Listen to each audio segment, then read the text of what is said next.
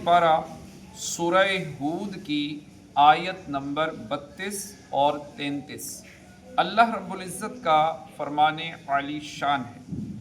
قالو بولے، یا نوح اے نوح، قد جادلتنا تم ہم سے جھگڑے، فاکثرت جدالنا اور بہت ہی جھگڑے، فأتنا بما تعدنا تو لے آؤ جس کا ہمیں وعدہ دے رہے ہو، ان کنت من الصادقین اگر سچے ہو۔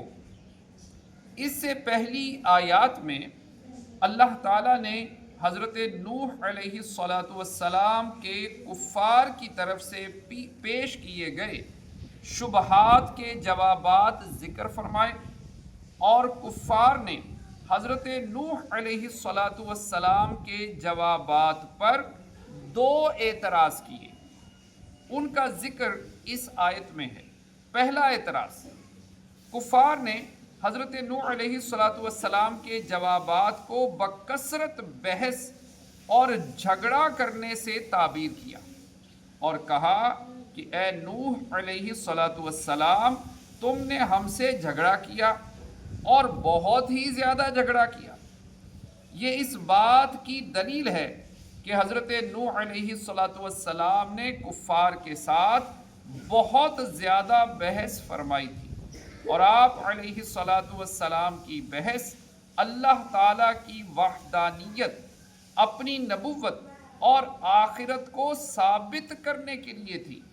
اس سے معلوم ہوا کہ حق کو ثابت کرنے کے لیے دلائل پیش کرنا اور شبہات کا ازالہ کرنا انبیاء کرام علیہم السلام کی سنت ہے، جبکہ دلائل کے مقابلے میں اپنے آباء و اجداد کی اندھی تقلید کرنا، جہالت اور گمراہی پر اصرار کرنا کفار کا طریقہ ہے۔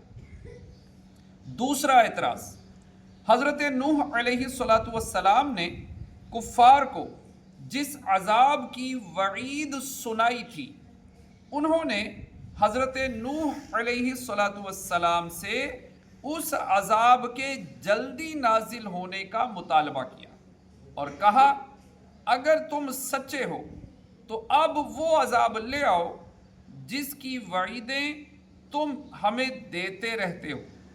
حضرت نوح علیہ السلام کی طرف سے کفار کے ان اعتراضات کا جواب اب یہ دوسری آیت میں اللہ تعالیٰ نے ارشاد فرمایا۔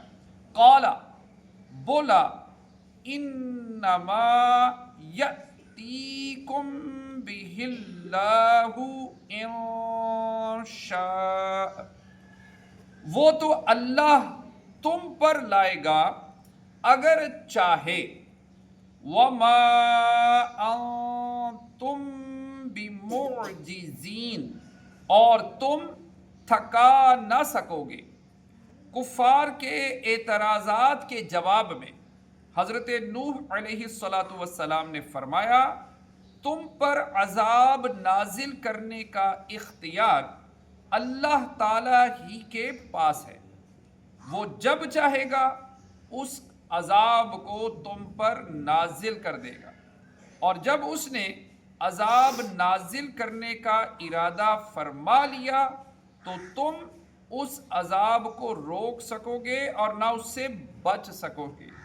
اس سے معلوم ہوا کہ کفر یا بدعملی پر عذاب آنا ضروری نہیں، بلکہ یہ اللہ تعالیٰ کے ارادے پر موقوف ہے۔